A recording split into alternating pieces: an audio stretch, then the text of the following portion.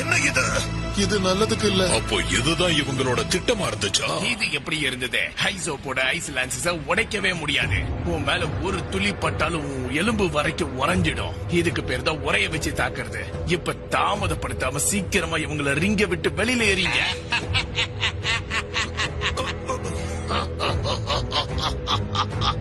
அவனை சுத்தி வளைச்சிட்டாங்க, தப்பிக்க முடியாது.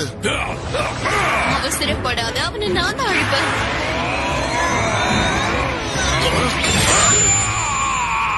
போச்சு. இது நடக்கணும்னு தானே நான் காத்துக்கிட்டு இருந்தேன்.